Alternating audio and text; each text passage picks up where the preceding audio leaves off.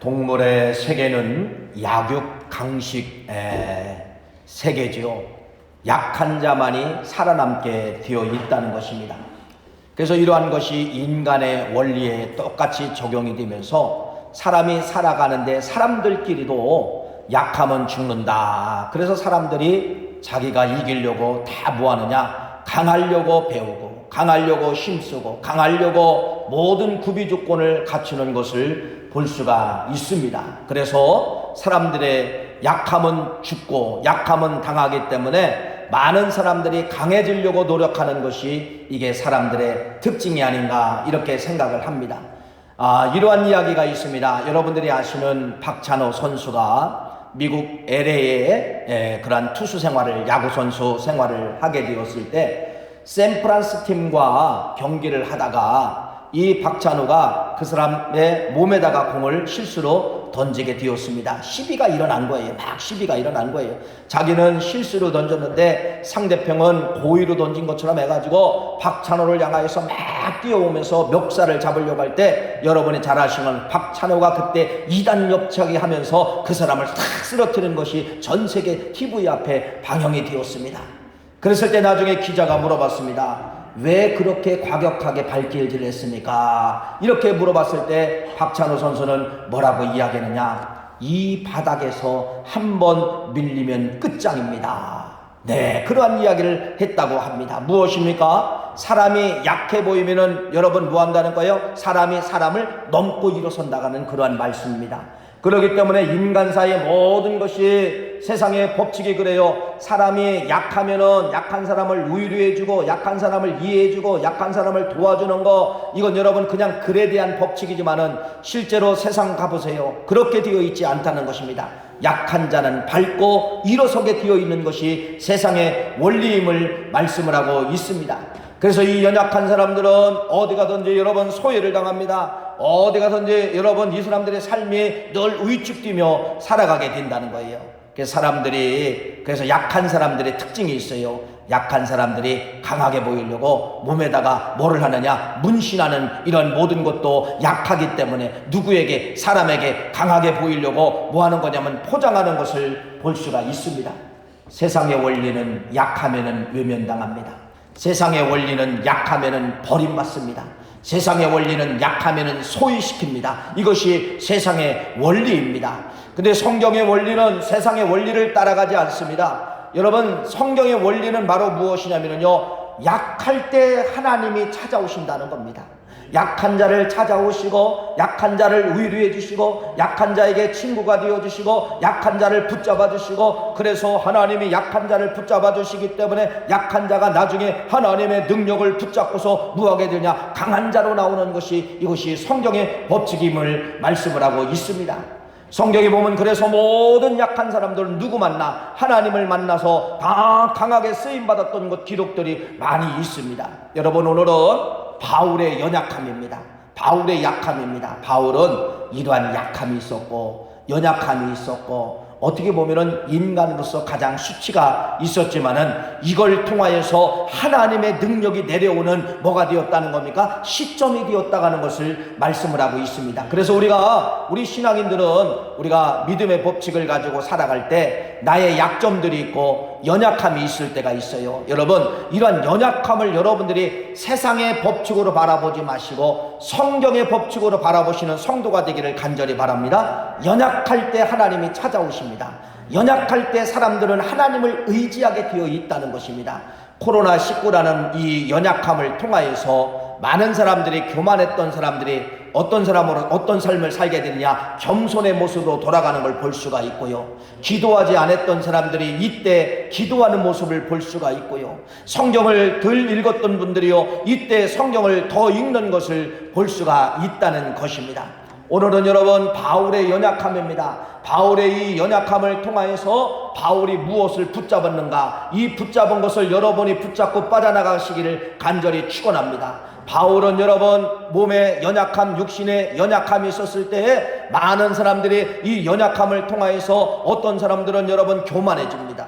그런데 이 바울이 선택한 것은 바로 무엇이냐? 바울은 연약함을 통하여서 겸손을 선택했다는 것을 말씀을 하고 있습니다. 성경에서 제일 싫어하는 하나님의 법칙이 들어있어요. 그건 바로 뭐냐면 교만이에요. 교만은 여러분 패망입니다. 교만은 죽게 되어 있습니다. 사울왕이라는 왕이 여러분 잘 아시는 것처럼 교만 때문에 하나님의 심판을 받았잖아요. 교만 때문에 나도 할 수 있다, 나도 제사 드릴 수 있다, 제사장의 고유 권한인 그 권한을 왕인 나도 할 수 있다. 여러분, 이 교만 때문에 하나님이 나중에 사울왕을 버리시는 역사가 나타나지 않습니까? 이렇게 교만은 패망입니다. 교만은 죽음이라고 하는 것을 말씀을 드리는 것입니다. 그래서 우리가 이 연약함, 여러분 이때 사람들이 무엇을 선택을 해야 되느냐? 바울은 연약할 때 겸손을 붙잡게 되는데 여러분들이 연약할 때 무엇을 선택해야 되느냐? 겸손을 붙잡고 빠져나가시기를 간절히 바랍니다. 나를 내려놓는 겁니다. 그러면서 누구를 붙잡는 겁니까? 하나님을 붙잡는 거예요. 하나님을 붙잡는 거예요. 여러분이 잘 아시는 맹인이시죠. 시각장애이신 이 강용우 박사라는 분이 계십니다. 물론 지금은 돌아가셨어요. 근데 한국 역사 가운데 옛날 2001년도부터 2009년도까지 부시가 미국 대통령으로 있었을 때 미국 국무부 국가장애위원회 정책분과위원장, 다시 말씀하면 차관보로 계셨다가는 것입니다. 이건 한국 역사 가운데 이건 엄청난 역사입니다. 백악관의 모든 행정관들과 같이 어깨를 나란히 했다는 것이 누구냐면은 대한민국 사람이에요. 시각장애인 이 강영우 박사예요. 근데 이 강영우 박사는 아시는 것처럼 여러분 초등학교 때 축구하다가 축구공에 눈이 맞아가지고 그때부터 눈이 여러분 점점 보이지 아니함으로 말미암아 실명이 됐다는 것입니다. 앞이 캄캄한 거예요. 보이지 않는 거예요. 강영우라는 이 젊은 학생에게 여러분 어려서부터 보이지 않는 실명이 찾아왔습니다. 연약함이 있었습니다. 근데 이 연약함을 통하여서 강영우라는 학생이 복음을 접하게 되는 것이에요. 그래서 그 복음을 만난 겁니다. 그러면서 하나님을 의지하는 것입니다. 여러분 연약할 때 하나님을 만나 하나님을 의지함으로 말미암아 안 되는 것을 하나님이 되게 해주시는 것이에요. 그때 당시 여러분 시각장애인들은 여러분 대학을 갈 수가 없어요. 안 돼요. 면접에서 그냥 떨어지는 거예요. 모든 시설이 되어 있지 않기 때문에. 그런데 여러분 이 강영우라는 이분은 여러분 열심히 공부해가지고 대학에 들어갑니다. 미국까지 가서 공부를 하게 되고 피츠버그 대학에서 공부함으로 말미암아 아까 말씀을 드린 것처럼 그 백악관에 입성할 수 있는 그러한 것이 바로 뭐냐? 나중에 그러는 것이에요. 나는 이 시각장애라고 하는 이 연약함을 통하여서 나를 살렸고 사랑하는 아내를 만났고 사랑하는 자식들을 이렇게 훌륭하게 키울 수 있었다는 것을 강영우 박사의 간증을 통하여 들을 수가 있는 것입니다. 기독교는 여러분 배부른 종교가 아니에요. 기독교는 여러분 배부를 때 모든 것이 타락의 현상이 나타나기 시작했습니다. 기독교는 배고픈 종교예요. 기독교는 고난의 종교예요. 기독교는 여러분 연약할 때 하나님이 들어 쓰시는 종교가 기독교라고 하는 것을 말씀을 드립니다. 다시 말씀을 드립니다. 코로나19를 통하여서 우리 기독교 위기가 여러분 찾아오지 않았습니까? 이러한 위기 때 다시 한번 우리는 이 연약함을 통하여서 기도로 무장하고 하나님을 더 붙잡고 빠져가라는 역사가 있기를 간절히 축원합니다. 바울이 말합니다. 나는 이런 연약함이 있습니다. 그 연약함이 바로 무엇이냐? 온 몸을 찌르는 그러한 고통, 가시 같은 그러한 고통이 있습니다. 가시가 찔렀다는 것이 아니라 그렇게 아프다는 것입니다. 많은 학자들이 그럽니다. 말라리아다, 아니면 간질이다, 아니면 시각적 장애다, 아니면 우울증이다, 아니면 언어장애다. 많은 학자들이 여러 가지 가시에 대해서 그렇게 해석을 하는 것입니다. 여러분 어떤 것이든지 바울의 입장에서는 이 연약함을 통하여 보통 불편한 것이 아니에요. 하나님의 일을 하는데 가장 치명타가 될 수가 있었다는 것입니다. 여러분 고린도후서 12장 7절 말씀에 바울이 말하는 이 가시는 바로 무엇이냐? 해석을 해보면 그런 겁니다. 말뚝이 내 몸에 박혀 있다는 겁니다. 말뚝이, 가시 같은 큰 말뚝이 내 몸에 박혀 있기 때문에 여러분 생각을 해보세요. 조그만 가시 하나 내 몸에 박혀도 사람들이 생활을 못하게 되는데 말뚝 같은 가시가 내 몸에 박혀 있다고 생각을 해보세요. 할 수가 있어요? 없어요? 없지요.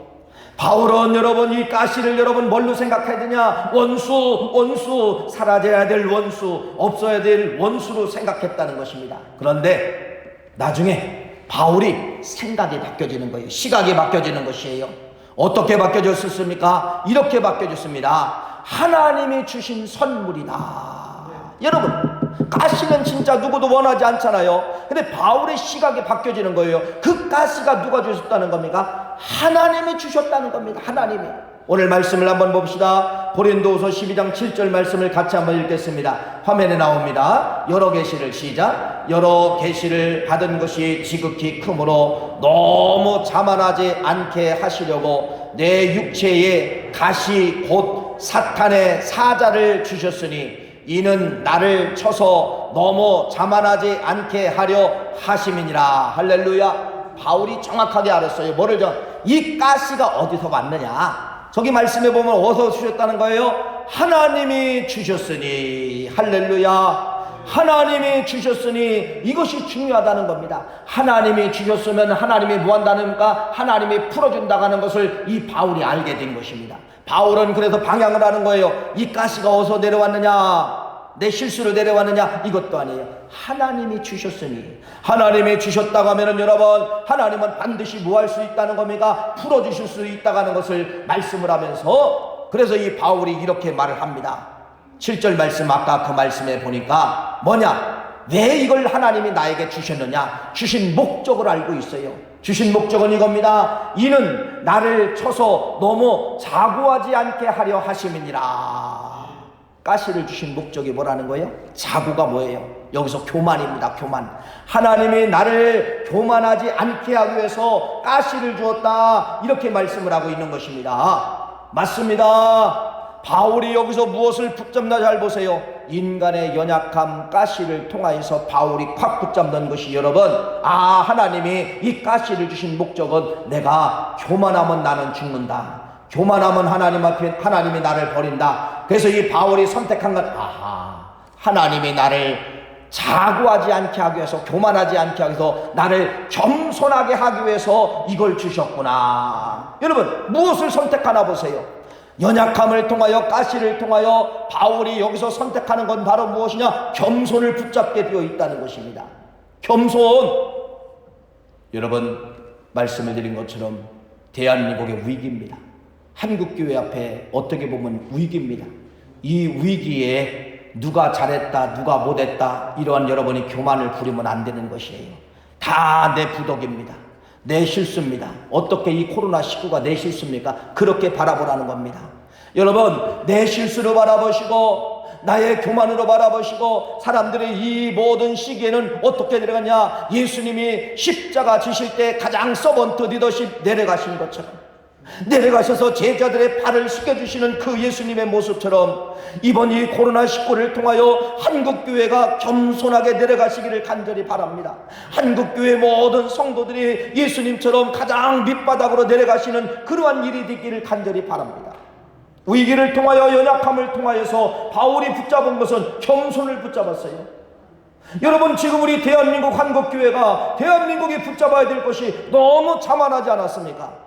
지금 시기는 우리 성도들로부터 시작을 해서 겸손을 붙잡고 빠져나가신 역사가 있기를 간절히 바랍니다. 낮아지십시오. 내가 잘못했습니다. 하나님 앞에 가장 밑바닥으로 내려가는 그러한 심정을 가지고, 여러분, 이번 코로나를 여러분들이 위기라고 생각하지 마시고, 나를 살리는, 대한민국을 살리는, 한국교회를 살리는 하나님이 주시는 선물이다, 이렇게도 생각을 할 수가 있습니다. 여러분, 겸손입니다. 하나님은 교만한 자를 쓰지 않아요. 하나님은 교만한 자를 버리십니다. 하나님은 누구를 쓰시느냐? 겸손한 자를 쓰시게 된다는 것입니다. 바울이 이러한 고백을 하게 되는 것이에요. 하나님이 나를 자고하지 않게 하시려고 이 가시를 주셨다. 가시는 하나님의 선물이다. 그렇기 때문에 나는 교만을 선택하는 것이 아니라 나는 겸손을 붙잡겠다. 여러분, 겸손을 붙잡은 이 바울의 역사가 고린도후서 12장 말씀에 기록되어 있는데, 하나님은 이 소리를 들으시는 거예요. 그러면서 겸손을 선택한 이 바울을 어떻게 사용하나를 보세요. 가장 강하게, 가장 능력의 사람으로 사용하고 있다고 하는 것을 말씀을 하고 있다는 것이죠. 하나님은 겸손한 자를 쓰십니다. 하나님은 교만한 자를 버리신다고 하는 것을 말씀을 하고 있어요. 여러분들이 잘 아시는 영화, 이런 영화가 있었죠. 타이타닉이라고 하는 영화가 있었습니다.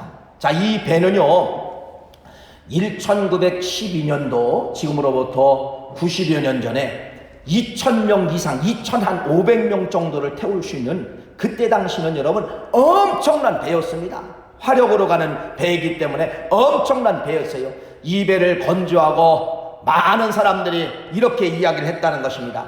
하나님도 이 배를 침몰시킬 수 없다. 여러분 이렇게 교만을 떨었다는 것이죠. 그렇게 그때 당시 90년 전에 완고하게 그 배를 만들었다는 것입니다. 그래서 그 배는 여러분 갖춰야 될 여러 가지 구명장비나 이런 걸 완벽하게 만들었기 때문에 그런 거 없어도 돼, 보트 없어도 돼, 이런 걸 여러분 무시하기 시작했다는 거예요.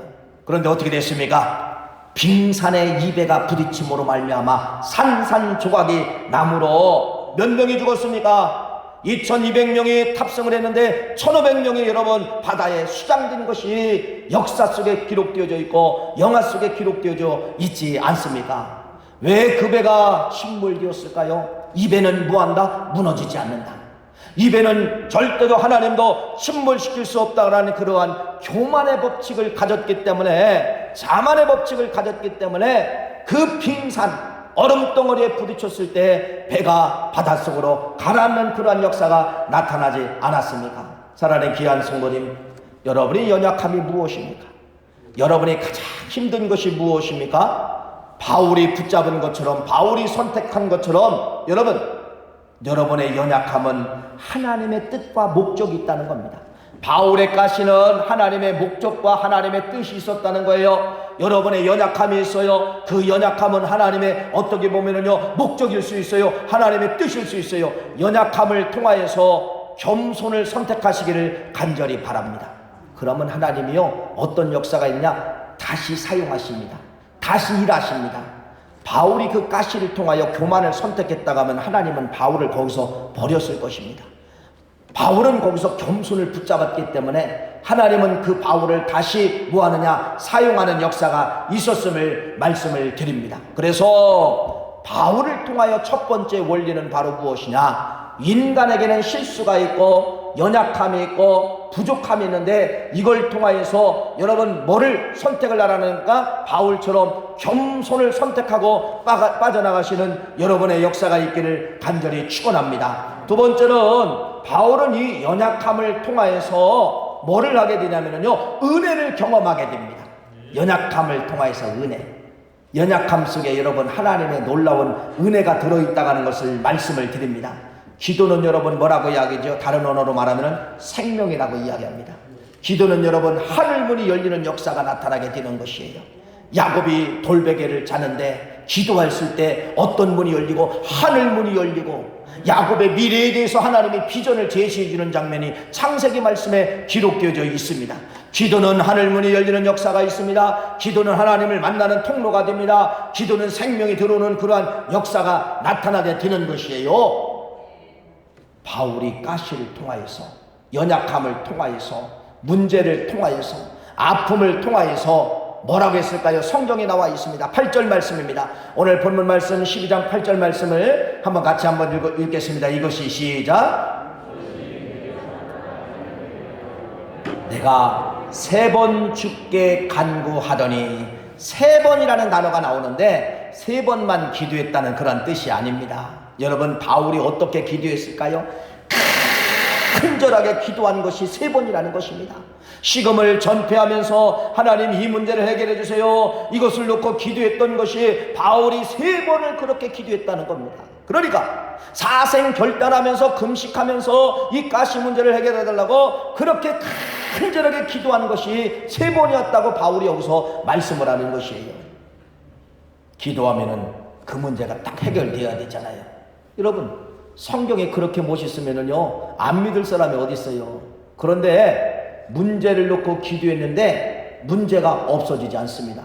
성경은 뭐라고 이야기하느냐? 그 가시 안 없어진다. 여러분 10절 말씀, 9절 말씀입니다. 9절 말씀을 한번 읽어보겠습니다. 나에게 시작. 나에게 이르시기를 내 은혜가 네게 족하도다. 이는 내 능력이 약한 데서 온전하여 재민이라 하신지라. 그러므로 도리어 크게 기뻐함으로 나의 여러 약한 것들에 대하여 자랑하리니 이는 그리스도의 능력이 내게 머물게 하려 함이니라. 이 말을 해석하면 이거예요. 하나님이요 거절했다는 거예요.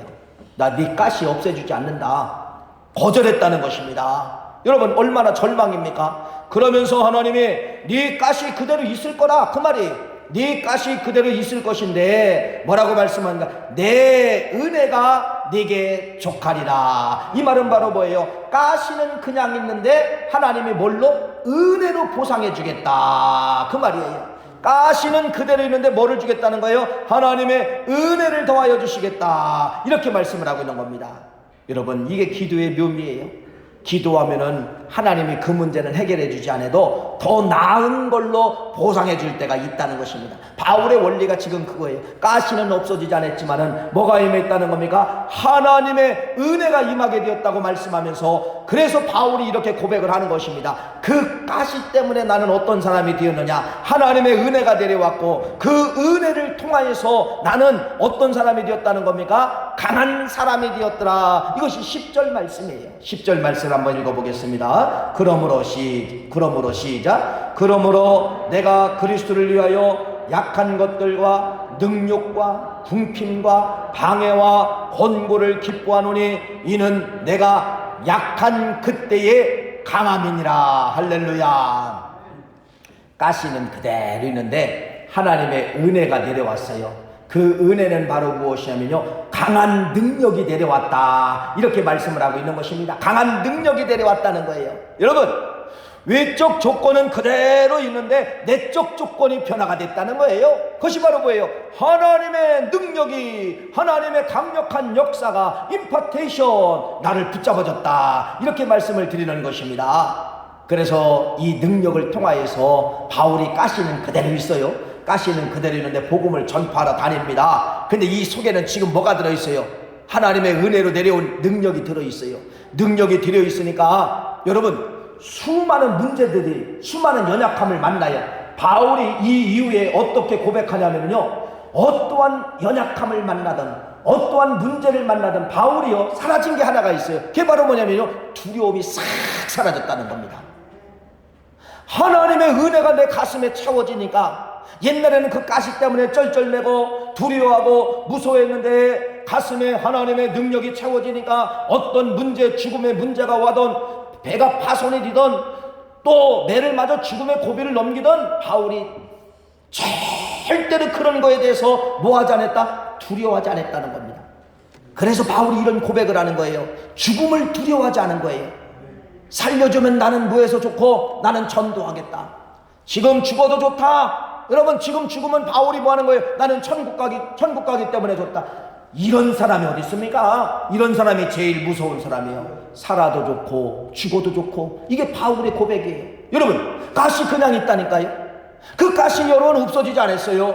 가슴에 하나님의 은혜로 능력이 채워지니까 바울은 절대로 어떤 삶을 살게 되냐? 두려워하지 않는 그러한 삶을 살게 되었다는 것을 말씀을 드리는 것입니다. 은혜입니다. 은혜. 여러분 지금 여러분들이 가슴에 받아야 될 것이 바로 은혜예요. 불이에요. 은혜 받으면 환경이 바꿔지는 것이 아니에요. 은혜 받으면 여러분 생각이 바꿔집니다. 두려움이 사라집니다. 담대함이 생기게 되는 것입니다. 이것이 바울이 경험한 은혜라는 사실을 말씀을 드리면서, 지금 여러분들이 이 시기에는 진짜 무엇을 붙잡아야 되느냐? 내적 조건이 뜨거워지셔야 됩니다. 하나님의 은혜가 내려와야 됩니다. 하나님의 불덩어리가 내려오면 여러분 절대로 두려워하지 않아요. 여러분 모든 시각을 불평으로 보지 않습니다. 감사로 보는 그러한 역사가 나타나게 되는 것을 볼 수가 있어요. 하나님은요 강한 자 쓰시지 않습니다. 하나님은 성경에 보니까 누구를 쓰시냐? 가장 미련한 자를 쓰시는 거예요. 천대받는 사람을 쓰시는 거예요. 괄시받는 사람을 쓰시는 거예요. 세상에 무시당하는 사람을 쓰시는 것이에요. 이게 하나님의 방법이에요. 여러분 연약함이 있지요. 그것 때문에 하나님의 여러분들을 쓰시는 겁니다. 그것 때문에 여러분들은 하나님을 뭐하게 돼요? 만나게 되는 것이에요. 그것 때문에 여러분들은 뭐하게 되는 거예요? 하나님 앞에 기도하게 되는 것이에요. 모세를 아시잖아요. 모세가 애굽 궁전에서 40세까지 왕자로 자랐습니다. 모든 걸 다 가지고 있습니다. 재력도 가지고 있고 권력도 가지고 있고 없는 것이 없어요. 하나님이 그때 모세를 쓰시지 않습니다. 강할 때 쓰시지 않아요. 언제 쓰시느냐? 하나님이 모세를 언제 쓰실까요? 가장 약할 때, 모든 것이 다 사라졌을 때. 여러분, 이때 모든 것이 사라지니까 누구를 의지하게 되는 거예요? 모세가 하나님만 바라보게 되더라는 것입니다. 모든 걸 다 가졌을 때는 하나님을 쳐다보지 않았는데, 하나님을 쳐다보지 않으니까 하나님이 쓰시지 않아요. 내가 강할 때는 하나님이 안 쓰신다는 거예요. 모세가 강할 때는 하나님이 안 쓰셨습니다. 모세가 강할 때는 하나님도 외면했습니다. 하나님이 모세를 쳐다본 때가 언제예요? 모세가 없을 때, 약해졌을 때, 다 떠났을 때, 모든 걸 다 잃었을 때. 이때 누구를 바라보게 되느냐? 모세가 하나님을 바라보게 되는 거예요. 그러니까 가장 모세가 연약할 때, 약할 때 하나님을 바라보니까 하나님이 그 모세를 사용하는 것이 모세의 원리임을 말씀을 하고 있는 것이에요. 바울의 원리도 똑같습니다. 여러분, 바울의 강함은 하나님이 쓰시지 않았어요. 약하니까 쓰신 거예요. 약한 걸 주신 거예요. 왜? 사람이 약하면은 대부분 뭐가 찾아오게 되느냐? 약하면 대부분 사람들이 뭐를 선택하게 되어 있어요? 사람들이 내려가게 되어 있습니다. 그래서 내려간 그 끝지점이 어디냐? 하나님을 바라보게 되어 있다는 것입니다. 사람들이 교만하면 하나님 바라보지 않아요. 여러분, 사람이요, 연약할 때 누구를 바라보게 되어 있다고요? 하나님을 바라보게 되어 있다는 겁니다. 말씀을 드린 것처럼 지금 이 연약함을 통하여서 대한민국 교회는요, 다시 한번 밑바닥에 내려가서 하나님을 바라보고 하나님을 붙잡는 역사가 있기를 간절히 축원합니다. 이것이 은혜예요. 연약할 때 은혜 주시고 그 은혜가 능력으로 찾아와서 이제는 어떤 죽음도 두려워하지 않는 이러한 바울의 원리를 통하여서 오늘 우리에게 말씀해주고 있는 것입니다. 세 번째는, 바울은 이 연약함을 통하여서 이제는 부끄러운 것이 아니라 자랑하고 다녔고 이제는 감사하고 다녔다고 하는 것을 말씀을 드릴 수가 있는 것입니다. 여러분, 인생은 역전되기 원합니다. 사랑하는 귀한 성도님, 여러분의 지금의 이 삶이 쭉 간다가면 여러분 성공일까요? 실패일까요? 대부분 보면 실패예요. 다시 말씀을 드립니다. 여러분 인생 가운데 역전되시기를 간절히 바랍니다. 바울이 인생 여정 가운데 역전이 됐어요. 역전이 됐어요. 언제 역전이 됐을까? 여러분, 고린도후서 12장 말씀을 잘 묵상해 보면요, 하나님의 말씀에 의해서 바울이 설득을 당하는 거예요. 설득. 자, 이것이 바로 뭐냐? 설교라고 말씀을 드릴 수가 있습니다.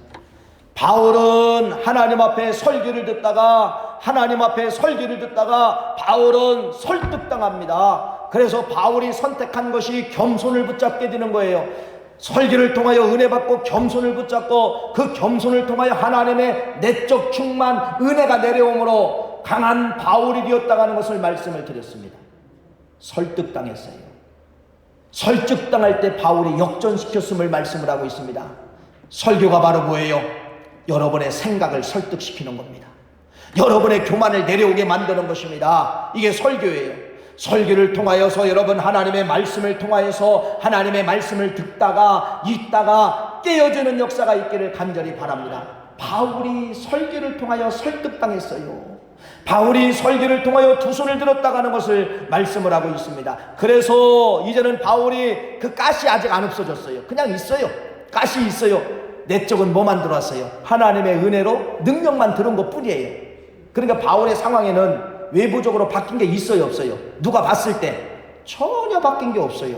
근데 바울은 알아요. 외부적으로 바뀌지 않았지만 바뀐 게 바울의 입장에 있어요, 없어요? 있어요. 뭐예요? 내적 충만. 이건 바울이 알고 있는 거예요. 바울이 하나님의 은혜로 내적 충만이 됐어요. 내적 충만. 그러니까 겉모습은 똑같습니다. 그냥 가시 자체가 있는 거예요. 질병 그 자체가 있는 거예요. 남들이 봤을 때는 저 질병이 보이는 거예요. 여러분, 바울이 하나님의 은혜가 임하고 내적 충만, 강한 능력을 갖게 되니까 앞에 있었던 그 가시를 어떻게 바라보게 되었느냐? 보세요. 9절 말씀을 다시 한번 읽겠습니다. 이렇게 말씀하고 있습니다. 9절 말씀을 한번 읽어보세요. 시작. 나에게 이르시기를 내 은혜가 네게 족하도다. 이는 내 능력이 약한 데서 온전하여 짐이라 하시니라. 그러므로 도리어 크게 기뻐함으로, 다시 말씀을 드립니다. 크게 기뻐함으로 나의 여러 약한 것들에 대하여 자랑하리니 이는 그리스도의 능력이 내게 머물게 하려 함이라.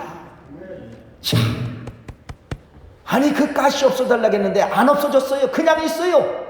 그런데 여러분 뭐라고 합니까? 바울이 뭐라고 하는 거예요? 나는 이 가시를 이제는 뭐 하겠다는 거예요? 나는 자랑하고 다니겠다. 자랑하고 다니겠다. 이게 있는 말이에요? 이게 맞는 말이에요? 그 가시 때문에 고통당하고 없애달라고 기도했는데도 없어지지 않았으면 불평을 가져야 되고 원망을 가져야 되는데 뭐가 채워지니까? 하나님의 은혜로 능력이 가슴에 채워지니까, 이 가슴에 능력이 들어있으니까 가시를 이제는 불편한 존재가 아니라 자랑할 존재로 나는 여기겠다. 자랑할 존재로 여기겠다. 이것이 바로 뭐냐면요, 마음의 변화요 생각의 변화다. 이렇게 말씀을 드립니다. 하나님은 여러분들에게 이 소리를 지금 받기를 원하신다는 겁니다. 외부적인 가시는 그대로 있어도 내 가슴에 은혜가 들어오고 성령이 들어오고 능력이 들어와서 가시를 바라보는 관점이 달라지는 역사, 이걸 통하여 여러분들이 바울처럼 이런 고백, 이 가시를 나는 이제는 하나님 자랑하겠습니다, 나는 이 가시를 사랑하겠습니다, 이런 고백을 하나님은 받기를 원하신다는 것이에요. 그런 고백을 받으시고 하나님은 능력을 거두어가는 것이 아니라 계속해서 여러분에게 능력으로 역사해 주시고 능력 충만으로 역사해 주시는 역사가 나타나게 될 줄 믿습니다. 여러분, 지금 우리가 기도한다고 당장 내일 코로나19가 싹 없어지는 것이 아니에요. 근데 뭐 채워지면 되는 거예요. 바울처럼 코로나19는 확산되고 코로나19는 있다 할지라도 내게 능력이 채워지고 하나님의 은혜가 채워지면 바라보는 관점이 다르다는 것입니다. 그걸 통하여 더 묵상합니다. 그걸 통하여 더 겸허하게 내려갑니다. 그걸 통하여 더 겸손해집니다. 그걸 통하여 다시 한번 신앙을 돈독해지는 것이에요. 할렐루야. 이번 계기에 여러분들이 코로나19 이건 다 멈추게 만들었잖아요. 멈추게 만들었어요. 정상으로 흘러가던 모든 기계도 멈추게 만들고 정상으로 활동했던 모든 것이 다 멈추게 만들었어요. 여러분, 무엇 해야 됩니까? 이때 가장 밑바닥에 내려가서 겸손의 기도 소리가 나오기를 간절히 바라고, 이때 여러분들이 감사를 찾는 역사가 있기를 간절히 바랍니다. 하박국이라는 선지자가 있잖아요. 하박국이라는 선지자가 1장과 2장과 3장으로 되어 있는데 1장은 불평 불만 투성이에요. 왜 하나님 저 더러운 민족 아수르라는 민족을 하나님이 선택을 하십니까? 막 하박국이 불평을 가져요. 그런데 2장에 설득당합니다. 성루에 올라가서 하나님 말씀에 설득을 당하는 거예요. 하나님 말씀에 설득당하고 환경은 그대로예요. 근데 나중에 하박국이 고백을 하는 거예요. 뭐라고 하느냐? 3장에 이런 고백을 합니다. 잘 아시는 것처럼 비록 무화과 나무가 무성하지 못하며 포도나무에 열매가 없으며 감람나무에 소출이 없으며 밭에 먹을 것이 없으며 우리의 양이 없으며 외양간에 소가 없을지라도 나는 여호와로 말미암아 즐거워하며 나의 구원의 하나님으로 말미암아 기뻐하리라. 환경은 편한 것이었는데 하박국도 마지막에 기뻐하리라, 감사하리라, 이걸 선택한 것을 볼 수가 있다는 것입니다. 그것이 바로 뭐예요? 내적 충만. 하나님의 말씀으로 내적 충만되니까 환경은 변하지 않아도 감사하리라, 감사하리라. 할렐루야. 이것이 여러분 지금 우리들이 가져야 될 태도라는 것입니다. 감사로 회복되어야 됩니다. 감사가 회복되고 기쁨이 회복되고, 여러분 이럴 때 모든 것도 다 이길 수가 있어요. 내가 지면 지게 되어 있어요. 내 안에 여러분 성령 충만하고 감사 충만되어서 내가 감사하고 이런 위기 때 감사를 찾고 이런 위기 때 여러분 감사를 더 사모하시고, 그래서 여러분들이 빠져나가시고 이기시는 역사가 있기를 간절히 축원합니다. 설교는 그래서 여러분의 마음의 상태를 설득하는 거예요. 바꿔라.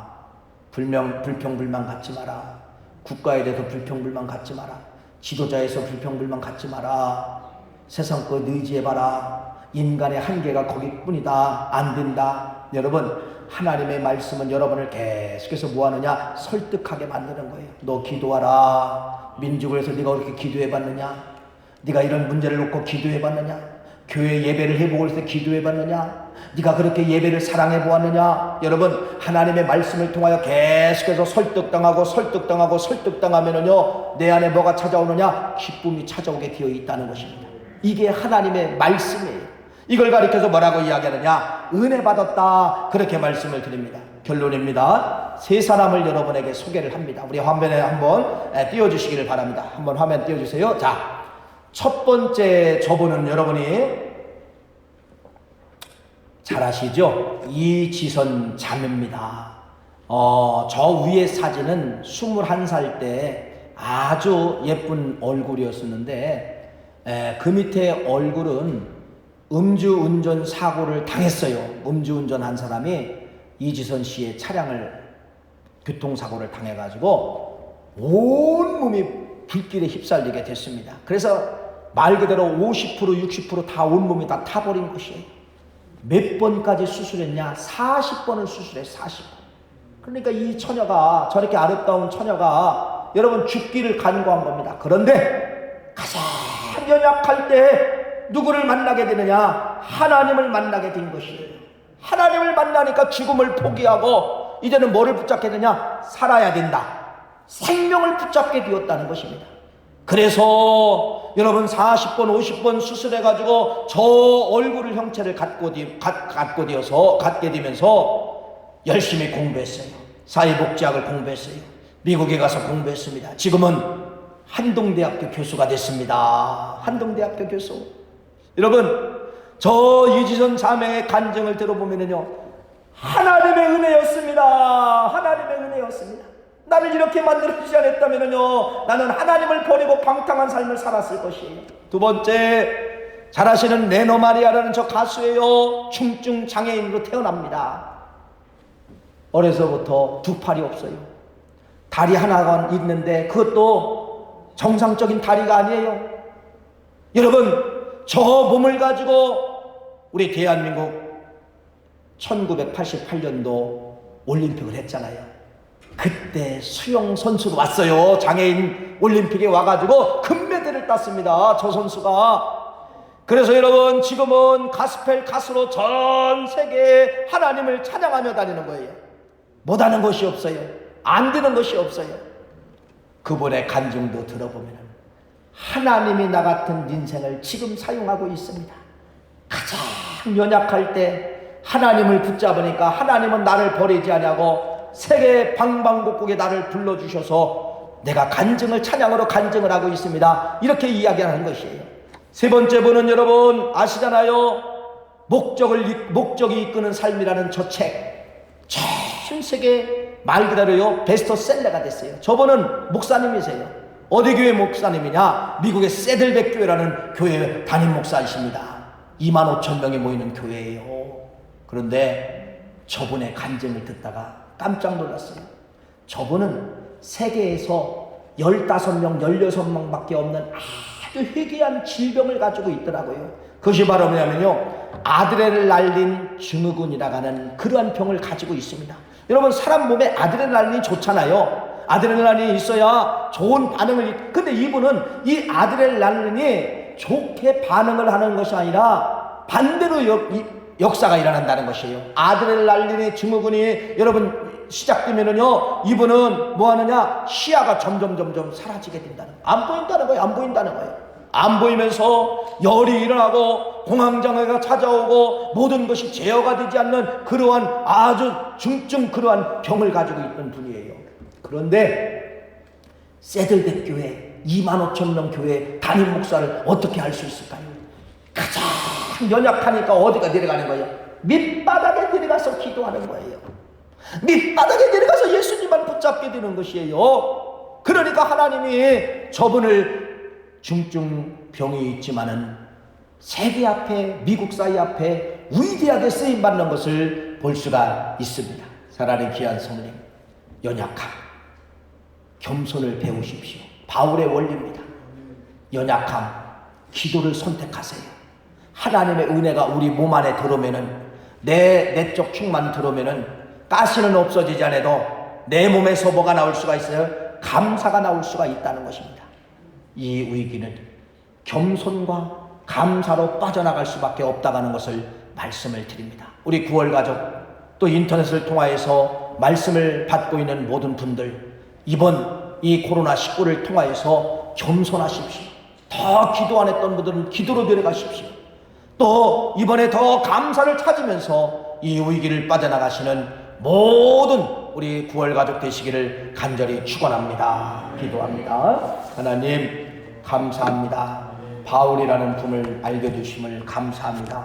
가장 큰 위기가 있었지만은 이 위기를 통하여서 바울은 겸손을 선택했고, 바울은 겸손을 선택했을 때 하나님의 은혜와 능력이 내려옴으로 말미암아 가시는 없어지지 않았는데 그의 입에서 감사가 차고 넘쳤습니다. 이번 이 위기를 통하여서 우리가 바울의 원리를 통하여 반드시 이기게 도와주시옵기만을 간절히 바라옵고 나오며 예수님의 이름으로 간절히 기도하옵나이다. 아멘.